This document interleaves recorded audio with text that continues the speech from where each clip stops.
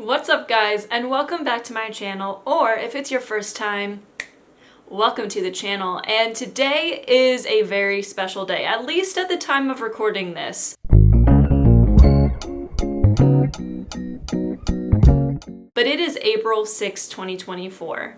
That means that today is the 5-year anniversary of the Demon Slayer anime. It did premiere on April 6, 2019. And I felt like that was a good excuse to maybe talk about some of my favorite things regarding the show and give it some love that it desperately needs right now, because you know the internet, it likes to spread negativity. That's what gets clicks. But I'm here to bring some positivity towards the Demon Slayer anime. I have actually been wanting to make a video like this for quite some time because Demon Slayer is, and I am proud to say this, my favorite anime of all time. It doesn't have to be your favorite anime. Heck, it could be your 10th favorite or 20th favorite, but it does deserve the love that it gets, and I'm here to simply talk about that for a little while. Now, a quick side note, since this is the Demon Slayer anime anniversary, this video will be manga spoiler free. While I am someone who owns all of the manga, and I've read through till the end multiple times, today is a day to celebrate Ufotable or Ufotable. You know what? Every time I say Ufotable or Ufotable, there's always people in the comments telling me I'm saying it wrong, so I don't know how to say it, but we're gonna go with Ufotable as of this video. We'll see if that changes in the future. But today is really going to discuss things specific to the anime. However, I will not go into what has not been animated yet, just so that everyone, whether you are anime only or a manga reader, you can watch this video and enjoy just me kind of gushing about it for the next little while. I am going to do a much more in-depth review and just essay about Demon Slayer as a whole and why I love it so much. That is going to be a future video. It's going to take a lot more time. I quite literally, threw this together as quickly as I could because I had forgotten that the anime anniversary was coming up. And yesterday people started posting about it because we are 16 hours behind Japan, and I was like, oh! I'm a Demon Slayer content creator. I should probably make something. So I threw something together and here we are. But let's talk about some of my favorite things about the Demon Slayer anime and why I think it is just such a beautiful show and why I love it personally so much. Number 1, the animation.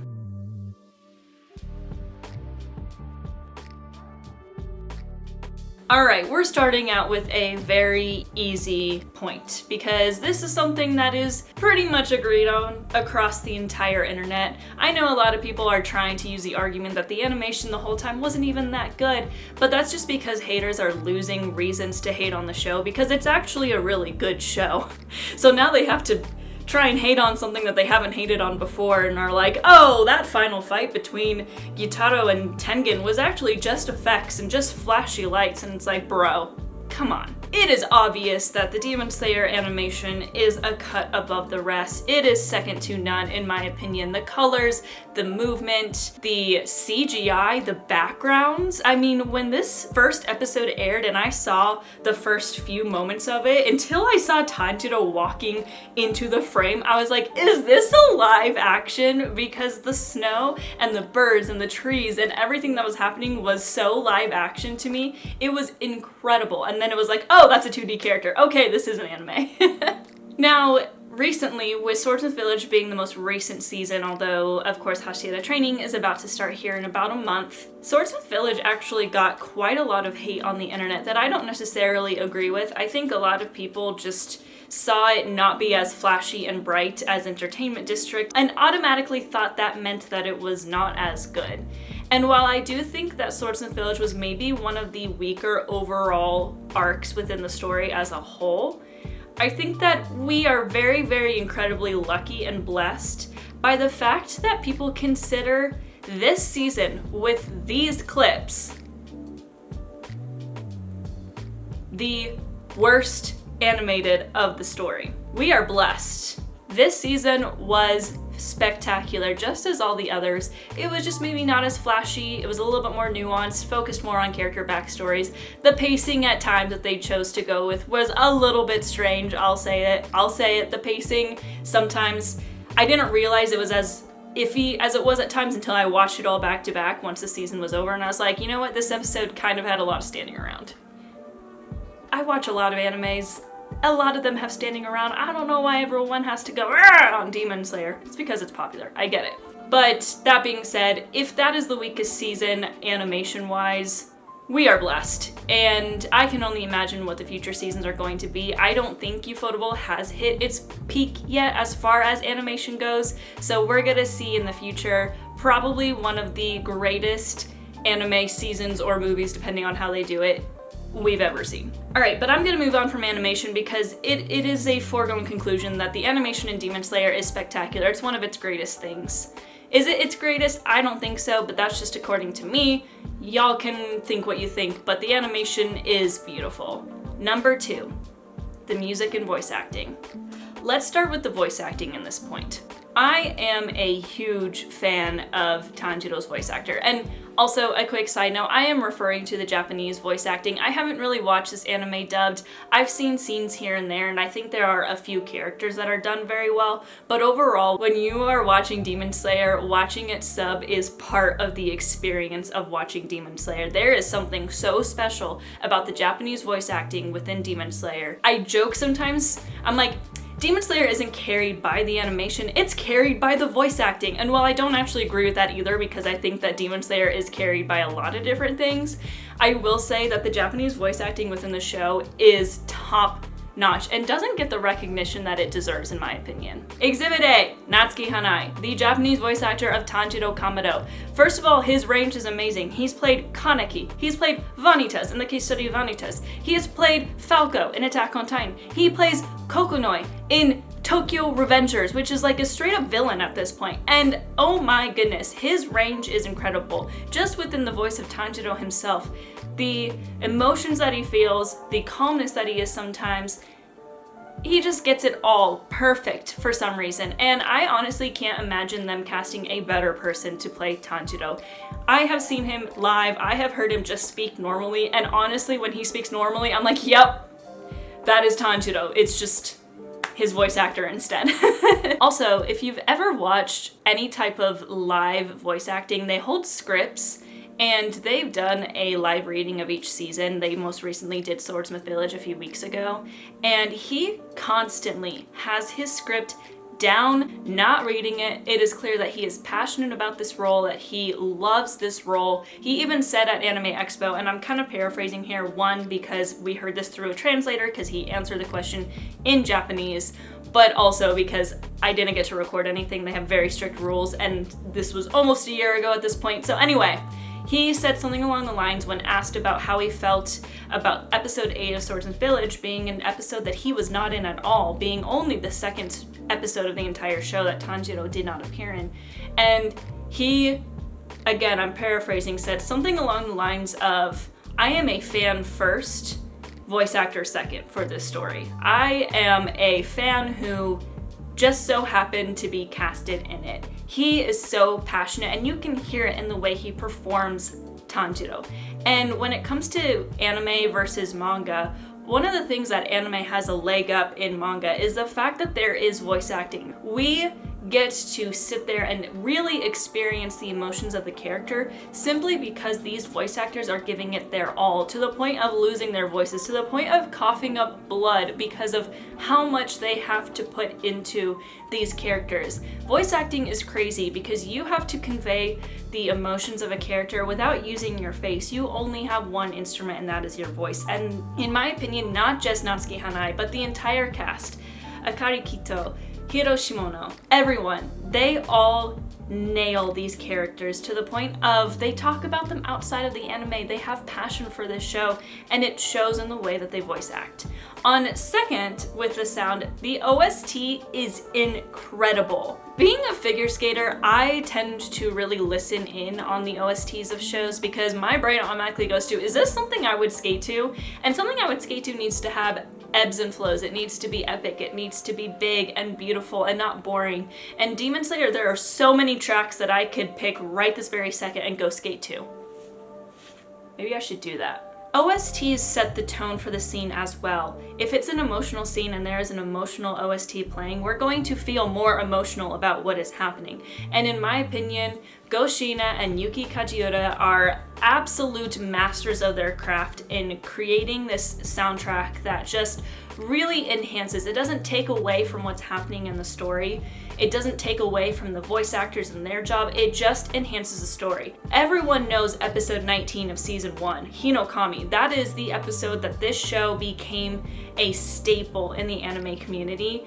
And half the reason why it became so popular is because it was the introduction of Kamado Tanjiro no Uta, aka Tanjiro Kamado's song. And that song, along with the flashback, along with the animation, along with the voice acting, that is what brought Demon Slayer to the forefront of popular animes. That is what made it what it is today. And it was the work of the voice acting and the soundtrack and the animation, all points that I've talked about at some point in this episode already. And that is what made Demon Slayer so popular. This is something that the manga doesn't have, and it really brings everything to the forefront once you get to see it on your screen. And that's a perfect segue into my third point: how emotional this show makes me. Now, this is partially because of the manga and because of just the way the story is written, that it makes me so emotional for these characters. The final few arcs that have yet to be animated are something so special to me. I can't read through these books without just sobbing my eyes out. Now, I'm not a good foundation for you to determine if it's gonna make you cry or not, because I can cry over literally everything. I watched the season finale of Haikyuu the other day and I was sitting on my couch sobbing over volleyball. So don't use my emotions as a reason to be like, oh, this show's gonna be really, really emotional once we see the final few arcs. That is up to you and what you handle and the way the story goes. My husband didn't think it was emotional at all. My friends think it's the most emotional show there is. It's all based off of your perception. However, the anime perfectly, like I said, with the voice acting and the OST and the animation, takes a story that is already very emotionally driven. These characters have gone through so much in their life that they are fighting this good fight, they are fighting these battles, and the anime perfectly makes all of those moments that are already emotional in the manga and amplifies that 10 times. And they do it so well. Perfect example, moving on from when Kamado Tanjiro no Uta was introduced for the first time to when Kamado Nezuko no Uta was introduced for the first time, aka the season finale of Swords and Village. Y'all, as a manga reader, I knew what was coming. I knew that this was going to be a very emotional scene because this is the climax of their story, essentially. This is when everything that we've worked for all of a sudden gets taken away from us briefly. This is when Tanjiro goes through a situation that he physically cannot handle, because after he beheads Hantengu, he can't even stand up because of his emotions and his exhaustion. And that is because in the moment where he beheads Hantengu, he literally thinks Nezuko is dead. Everything that he's worked for, everything that he's ever wanted to do since the beginning of the show when he lost his entire family just got taken away from him. And in the manga, this scene still held a lot of emotional weight, but I'll admit I did not even cry. And that is because from the time we see Nezuko start to burn in the sun to the time that we see her walking towards him okay was about half a chapter. And the chapters in Demon Slayer are fairly short. You don't even get time to process your emotions, to process what you're feeling before you see her okay. Then the anime shows up and is like, you Ufotable, you sneaky little bastards. I sat there as a manga reader and thought that she was legitimately going to die. I sat there as a manga reader and sobbed my eyes out, even though I knew she was going to be okay, because of what they did. Just so y'all know, those flashbacks, not in the manga. The line where he says, everything that I've worked for, everything that I've done is to turn her back into a human. I'm paraphrasing exactly what he said here. Not in the manga. A lot of the dialogue that Tanjiro says while he's beheading him, not in the manga. Him just completely breaking down and falling to his hands and knees in the manga, but not explained the way that it was. Him having a freaking panic attack and breathing heavily while he tries to decide what to do in the manga, but not really explained that well.